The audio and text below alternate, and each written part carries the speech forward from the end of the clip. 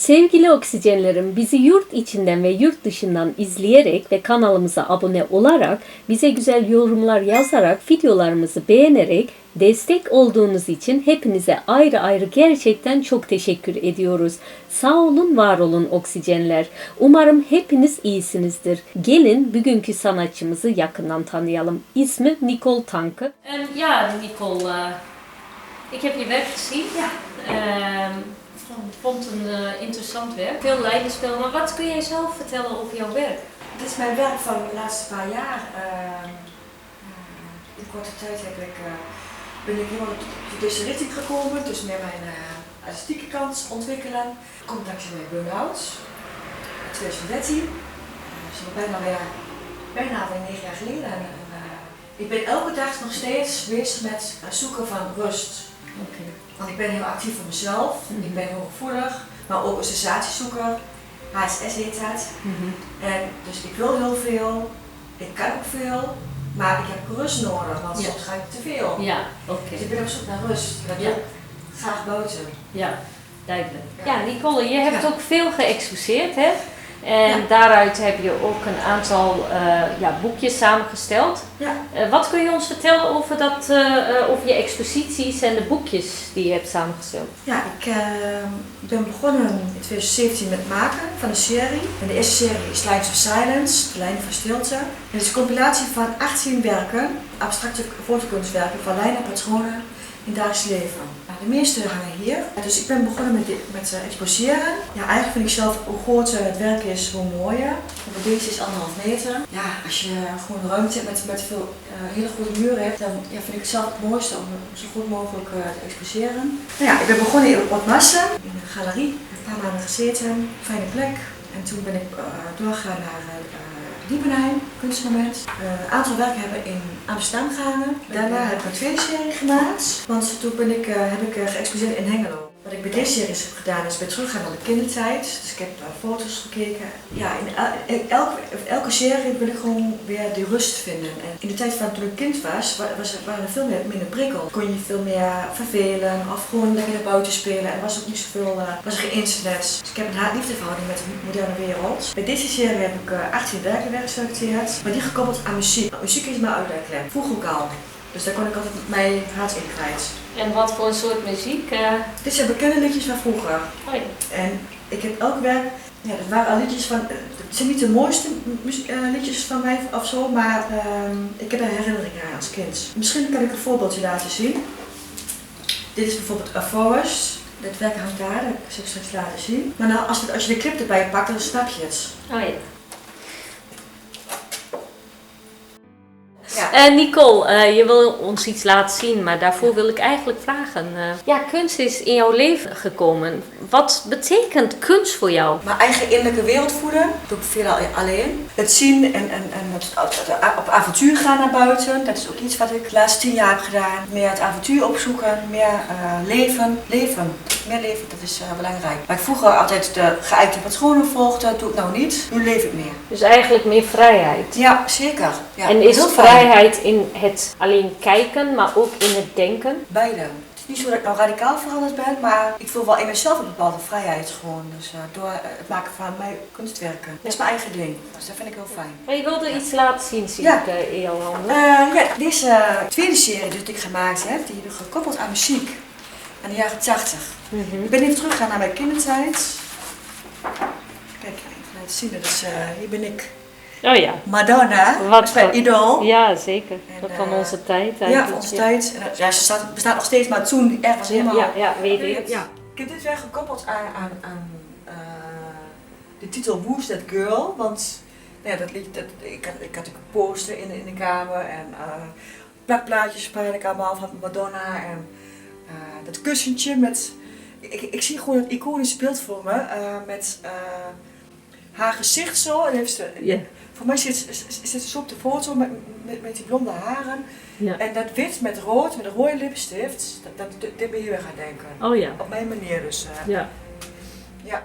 Dit is mijn interpretatie. Ja, ik denk dat het abstract ook wel past bij haar, want Zij was ver voor haar tijd, hè? Ook met, je kan het eigenlijk Nog steeds. voorloop van Lady Gaga noemen, hè? Ja, echt wel. Maar Lady Ja. Gaga heeft ook veel gekopieerd van Madonna, vind ik. Ja, dat vind ik ook wel. Ja, ja maar Madonna is nog steeds innoverend en zo. Ze is ook wat ouder, maar hoeveel gradaties heeft ze wel niet gehad? En dat vind ik heel interessant. Net zoals David Bowie. Nou ja, krachtige vrouwen worden nooit oud. Nee. Maar zij doet het nog steeds, hè? Ja, heel mooi. En die chameleon. Ja, Ja. prachtig.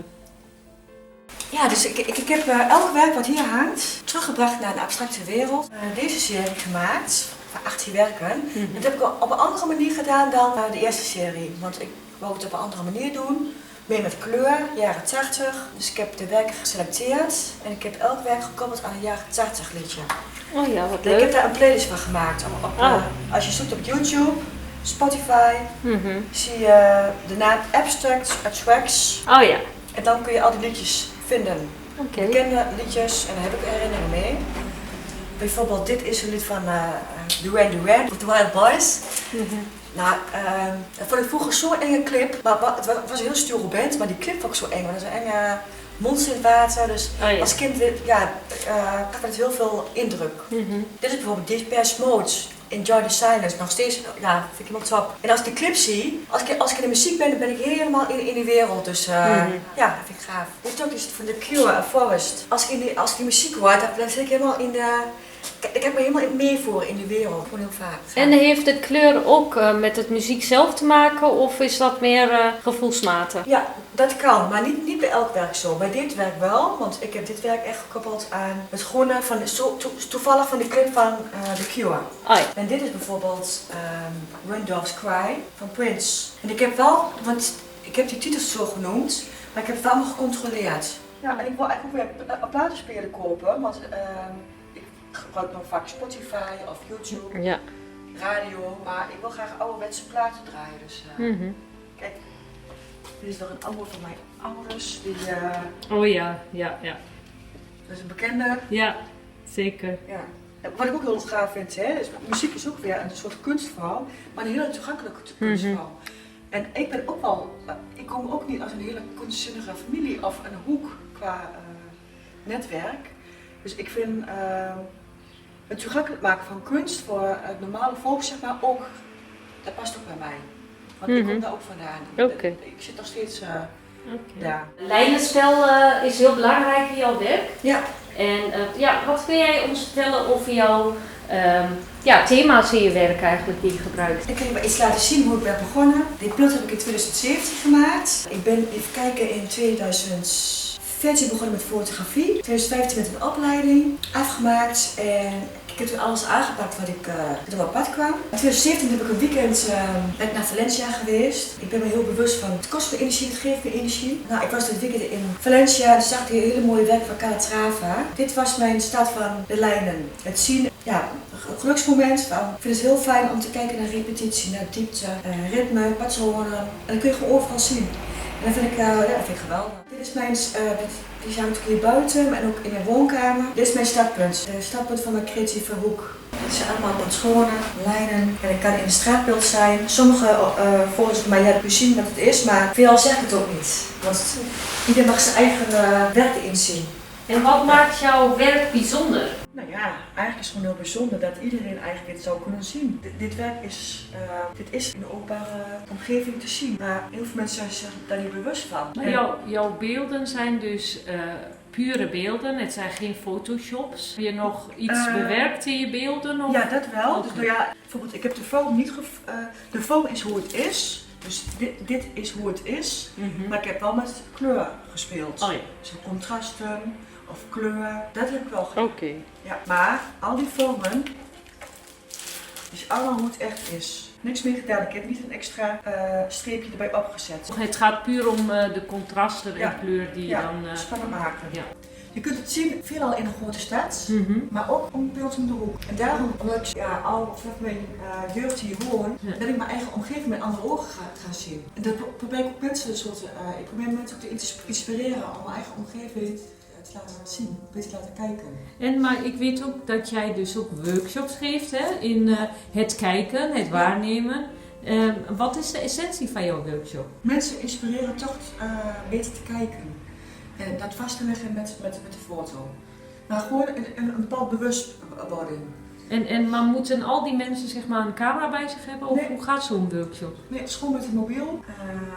We gaan lekker naar buiten en ik leer de mensen compositieregels aan. Okay. En dan, ik heb voorbeelden en dat laat ik zien aan hen. En dan gaan we gewoon naar buiten en dan gaan we het buiten te zien. Okay. Dus, en het kan dus op de hoek zijn, het kan ook in hun eigen omgeving zijn, in eigen omgeving. Dat wil ik graag leren ook aan andere mensen. De massa is zich niet bewust van de omgeving. En wat heeft fotografie jou gebracht? Mijn creatieve ei kan ik ontwikkelen. Dankzij de camera voel ik mij sterker. De camera is mijn vriend. Bijvoorbeeld, ik ga een dagje op pad naar Amsterdam. Niemand nodig, alleen de camera. Ik voel me sterker achter de camera. Dat is mijn vriend, mijn vriendin. Oké. Ja. Mooi. Dus achter de camera ben ik anders. Dan kijk ik met mijn ogen door kijken. Ja, ik zie hier meer kleurrijke werken. Veel fellere kleuren, laat ik het zo zeggen. Dus zeg maar de vormen, dat is hoe het is. Dit is hoe het is. Dit is ook hoe het is. Maar de kleur, daar heb ik mee gespeeld. Oh ja. En dan, bij dit serie heb ik dan gekozen voor contrast. Oh ja. Met een gekke kleurlijst. En samen met de Hengeloze lijstenmaker. We hebben samen zo die keuze gemaakt. Oh ja. Dus ik wil het op een andere manier doen. En serie 3, zeg maar, als ik weer nieuw werk ga maken, wordt weer anders. Dat vind ik juist gaaf. Maar gewoon variëren, ja, ook steeds weer wat anders maken. Je zegt dat je de wereld wil overgaan hè, met je camera. Ja. Wat is het eerste land wat je wil eigenlijk zien met je camera? Ja, ik zou wel met een campertje of zo willen rondtrekken gewoon. Dus gewoon Oh ja. op de Bonnefoy en dan het zien. Oh ja. En dan een combinatie van natuur en stad. Ja. Want ik heb ook wel natuur nodig, gewoon Zeker, rust. ja. En dan met de camper, daar heb je gewoon je eigen huis bij je. Mhm. Dat lijkt me wel gaaf. Met een camera mee. Ja. En toevallig afgelopen vakantie heb ik daar een beetje aan geproefd. Want ik had een opdracht voor een opdrachtgever om foto's te maken in het buitenland. Oh 4 ja. campings. En toevallig had mijn partner 4 weken vrij. Mijn kinderen hadden zo'n vakantie, dus we zijn 4 weken op pad geweest met het gezin. Mhm. En ik heb gefotografeerd. Dus dat vond ik wel helemaal geweldig. Lekker naar buitenland, naar de zon. En Waar ben je dan geweest? begon je, platteland. Oh ja. Toen door naar de kust, Languedoc-Roussillon, Serrian-Plage. We zijn op een hele grote camping geweest. Maar prachtige natuur en mooie, ja, er zit een kuuroord bij, dus mega luxe. En ja, was ook wel fijn om met z'n vieren te zijn. Maar dat is dan meer een opdracht hè, voor de opdrachtgever. Ja. Ja. Dus dat zijn, voor mezelf maak ik dan wel abstracte werken dan, als ik het tussendoor zie. Oh ja. Ja. Ja. Maar dan is het meer een ander soort. Ja. Maar ja, het is wel een manier van kijken van wel het zien van mooie. Mhm. Ik verdiep me wel in de klant. Ja, want ik heb een marketingachtergrond, dus dat heb ik nog steeds wel in mij. Het avontuur vond ik heel gaaf in het buitenland, want ik heb mijn camera mee, de laptop mee, de wifi is er overal Oh ja. wel. Ja. Nou, Ja. Ja. Klopt. Dus ik kan mijn gang gaan. Ja. Cirkel is compleet. Ja, dat is wel leuk. En mijn gezin was ook mee. Ja. Dus, Ja. Zeker. wel gaaf. Zo'n opdracht, hè? Beperkt dat niet jouw manier van denken? Wat is de vrijheid daarin? Het avontuur, oké. naar buiten gaan. Oh ja. Anders was me dat niet gelukt. Ja. Het was Oh ja. heel kostbaar, normaal gesproken. Dus, Ja. En dat ik werd... heb daarvoor gewerkt. ja. Ja. Mooi. Maar anders had ik het niet kunnen doen, echt niet. Nee, Ik ben thuis precies. gebleven. Ja. Maar nu kon ik mij lekker op avontuur Ja. Ja. en de rust pakken Ja. en afstand. Mooi. Wat ik ook fijn vind, even afstand van het normale leven. Ja. En dat kon daar ook, dus ik heb een bepaalde vrijheid. Ja, Nee, dus dat vind ik wel zeker. voor zo gaaf. Ik zie hier lines are everywhere. Hoe komt jouw slogan eigenlijk tot stand? Is dat een speciale betekenis voor jou? Het is mijn bedrijfsnaam. Ah, oké. Fotografie, Ja. Ja, ik zit er ook wel mee te spelen hoor. Want Mhm. ik heb een omzwaai gemaakt naar fotografie. En ik heb een kunstzinnige kant in mij, Nicole gewoon. Maar ook een bedrijfskant. En mijn bedrijfsnaam is Lines Are Everywhere. En, dus ik zit daar wel mee te worstelen. Dus zakelijk noem ik vooral mijn naam. Zakelijk, als ik zakelijk fotografeer voor een opdrachtgever, is Lines Are Everywhere. Maar als het dan een beetje mijn vrij werk is, dan is het gewoon Nicole. Ja. Ja. Hoe moet nog genoemd worden? Maar Lines Are Everywhere is mijn bedrijfsnaam. Maar het is niet de naam van de kunstenaar. Dat ben ik. Ja, daar ben Dus, jij. ja, dus, Nicole Tanke. Ja.